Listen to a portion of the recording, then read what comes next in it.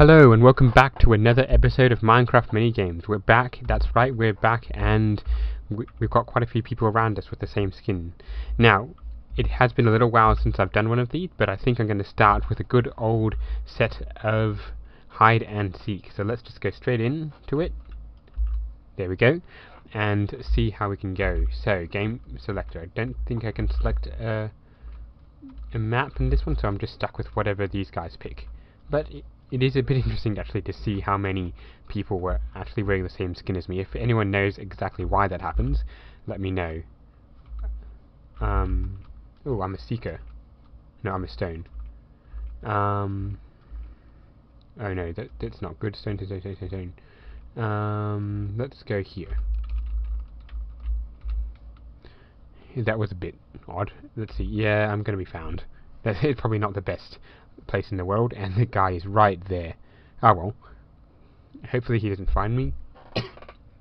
And we can go back. So, yes, it has been a little while since my last episode of this, and that's mainly because I've had quite a bit of other things going on. I am still a university student, so I've been doing quite a bit of that, and unfortunately that got in the way. So you may have also noticed that my Terra Ventures episodes, if you watch those, I've been shifting from, instead of in Australian time anyway, from Wednesday mornings to Saturday mornings, and I think I'm going to continue with that schedule for now. I'm going to keep it on the I'm going to have the Terra Ventures come out on Saturday mornings, and any other episodes I do on Wednesday mornings. So that's any tutorials I do, which are coming up, any mini games episodes, which I'm hoping to do a little bit more often. Perhaps not every week, but they'll be a little bit more often.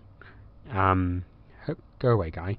And yeah, so, and it actually is the mid-semester break coming up soon, so I'm hoping to do quite a bit more recording. And this seeker's not doing very well.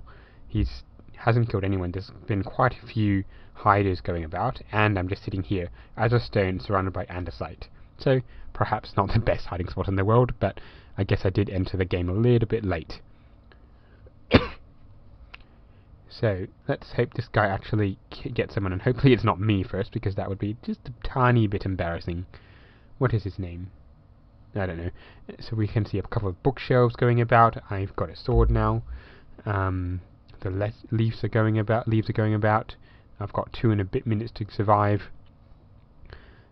And I can't see the secret. Oh wait, there he is.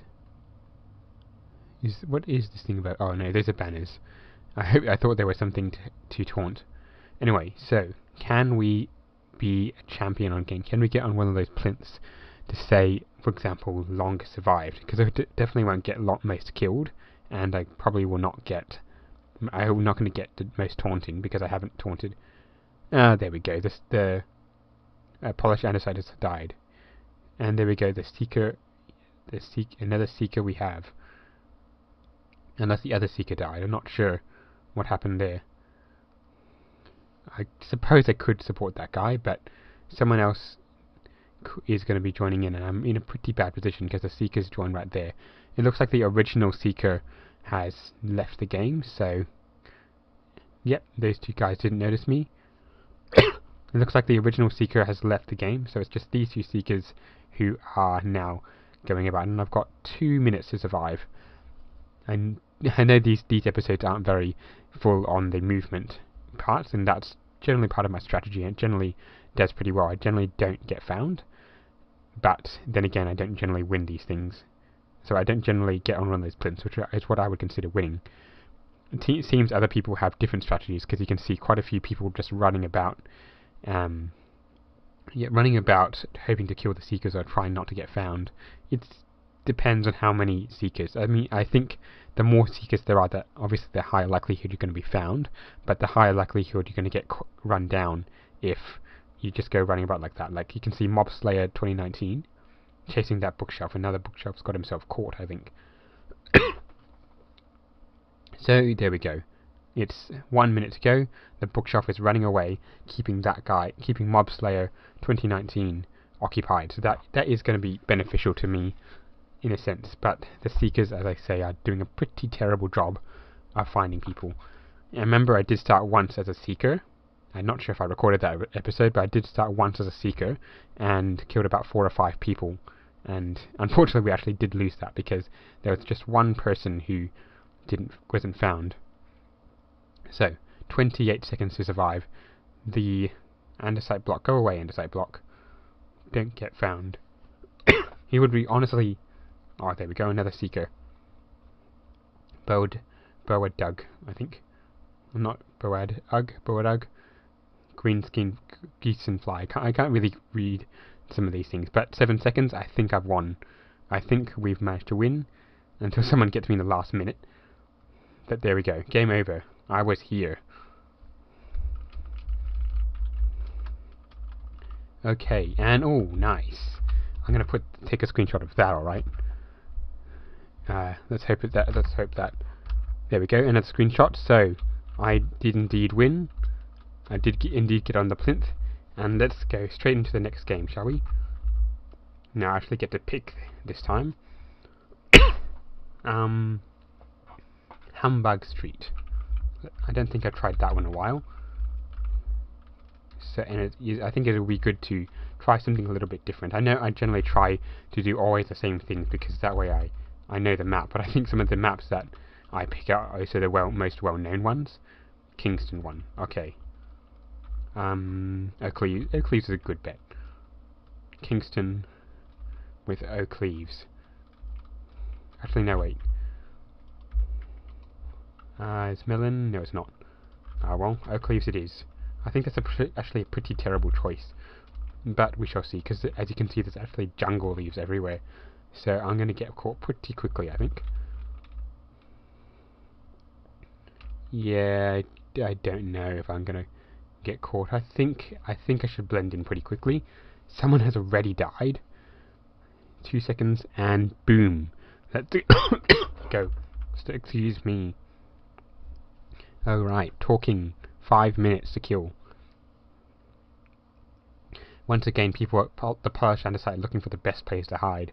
So I really sometimes think, like, you really have to know the map to get the right block. Like, any of these, like the Dark Prismarine could hide probably just over there where my cursor is pointing right now. Oak leaves could hide perhaps among the leaves, although these are actually jungle leaves, I think. Polished andesite is a bit harder given that the walls are actually made of them. Is the Seeker actually... Oh yes, I was going to say, is the Seeker moving? But yes, he is. I'm not sure if he actually is going to do anything. I can't quite make out his name. But I think he might be just trying to kill every block. That's any similar. Iconic bean something. But hopefully he doesn't come this way and we can get on top of a plinth again. So, not really sure what he's doing. He's just sitting there, just standing there on moving about. Maybe he's killing someone, but he's not doing a very good job of killing or finding people, I don't think. And he's just standing still again. He's moving. Maybe he's trying to chase down a block. Who knows? I don't want to go investigate because then I would give up my chance to be the longest hidden. And I was actually surprised that we got longest hidden because I just randomly picked a block. I didn't know what it was going to be. It was stone, and I just in a pretty bad spot in my opinion, and who knows. Anyway, so this guy has a diamond helmet, as they always do. They have an iron sword, so us plebs with our wooden sword, that must have been happening. Yeah, he is moving. I was going to say, I don't think he's moving, but the hiders are definitely going for him. But he doesn't have to do much to kill them. And you can see there, he is winning the battle. Eventually more reinforcements are going to come because those guys know where the battle is, and they can add a number of hiders to their number pretty quickly. So there we go, another Seeker spawned in. I think there seems to be a Seeker spawned in. And he's getting pummeled, honestly. But as you can see, the number the number of Seekers will quickly go up if this guy can actually kill some of them. And you can see there now 2 Seekers, so it should be a little bit easier now for the Seekers to start demolishing down the hiders. And honestly, they're going for the same guy. I don't think it's a wise strategy, to be honest. But it's them. Anyway, we'll keep on going. They're just focusing on the one oak leaves. You can see there's an andesite running on the background. We saw and there's the guy again. We saw some leaves running about, so I think a few hiders have actually left the game. But once again, there's the oak leaves again, and the hiders are still trying to go for the one guy. It's probably a little bit silly, given there's 1 minute to go and there's 9 hiders left. I'm not sure if they'd be better off killing this guy and getting a third seeker into the mix, or going for other hiders that may be just like me, just sitting in the background chilling and hoping that these guys don't notice me. I am so close to level 12 as well, and this is a very aggressive hider. Why don't they just chase it? They're faster than he is, and the iconic guy is just walking. No, he's running, but he's not run jumping, which is the faster way to run.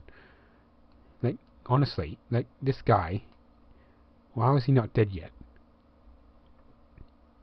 Yeah, like, must be hit and running.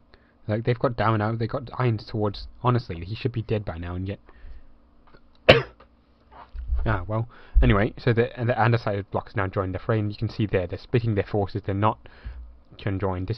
They're probably not the best Seeker team we've ever seen. And the bookshelf has now gone about.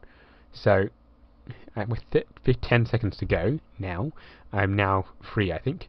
The Seekers are definitely not going to win again, and I probably will get longest hidden, given that everyone's running about. And there was another guy just chilling there as well. You saw him pop into existence. And once again, longest hidden. So, that is a good strategy. Most blocks killed 1, and most taunt point 72. So this guy probably could have challenged me for longest hidden.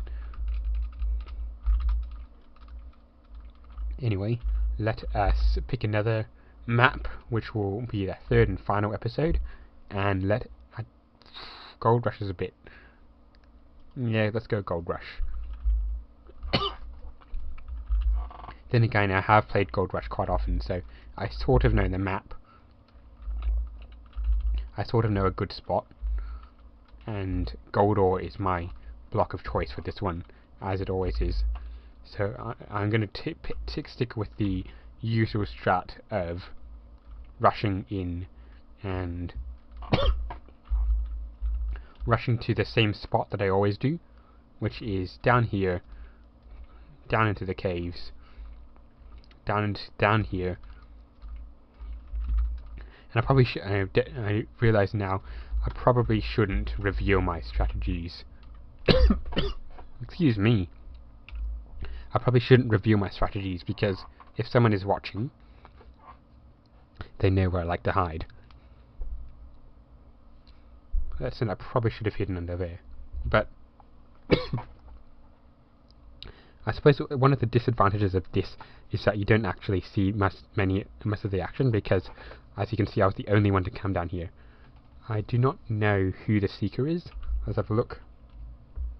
So Enderboy 379, he's a Seeker, and if he starts killing a whole stack of people, I think he would know what I would term know the map. So he knows where the blocks are.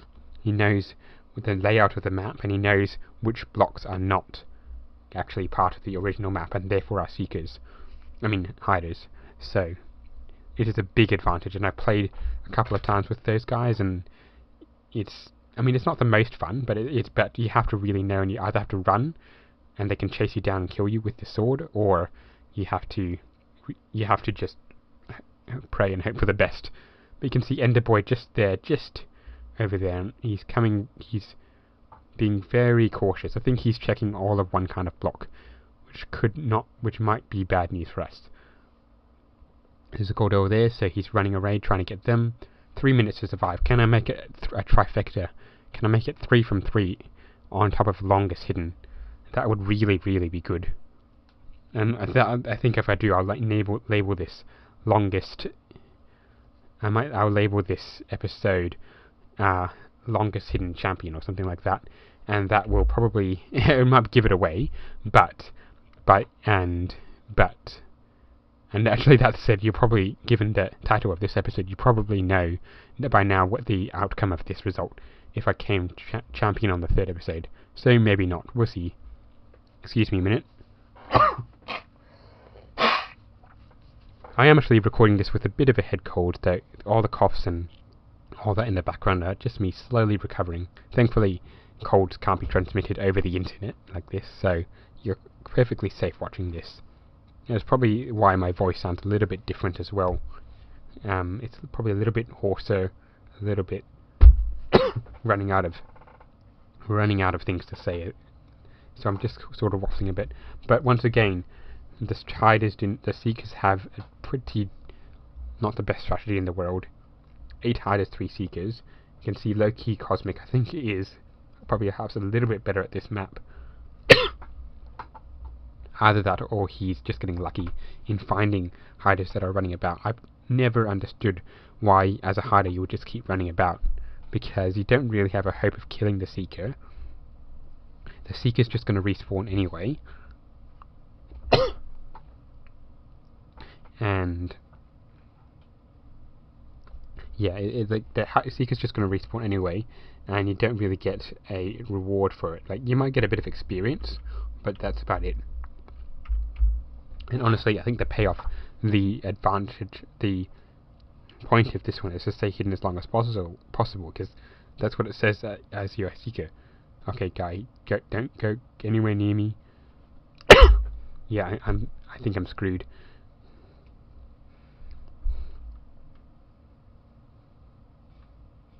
Oh wow, that was so close. Like, he went up there, he attacked something, but he ran away. I was really, really worried for a minute. But I think we can just about guarantee that that guy won't come back, because I know from what I've seen, most Seekers tend to check an area, and then it might be a couple of minutes before they come back. And as you can see, 40 seconds, they're going to be lucky if they find me. So there we go, another low-key Cosmic. At that point you can probably guess he sort of knows the map, but obviously not well enough to find me. As I say, over here, just under this gold block here, is a good spot, because generally, from what I found, blocks aren't found. Blocks don't float like that, so you try to go for the top block, but not the bottom block. And that is a general strategy I found. It's probably not the best, and now that I've said it, if I ever become popular, that strategy is now gone. But I've won once again. I've stayed hidden, and now to see if once again I am the 3rd champion in a row. We'll go back to the hub, but that is excellent. Three victories in a row, 3 times longest hidden. That is really good. And you can see quite a few guys wearing my skin. I'm not sure if that's a bug or not, or I really don't know, because it might just be something like I don't know why lots of people are wearing my skin. So if people do know why it looks like people are always wearing my skin or things like that, because there's a suspicious number of ones wearing a Collingwood jumper with the number 10 on the background, which is Collingwood is a team I support in the Australian Football League. But anyway, I'm rambling on a bit. So if you have liked this episode, remember to leave a like and subscribe, and don't forget to keep watching out for the next one, which will come I don't know when, but yeah, don't forget to keep watching out.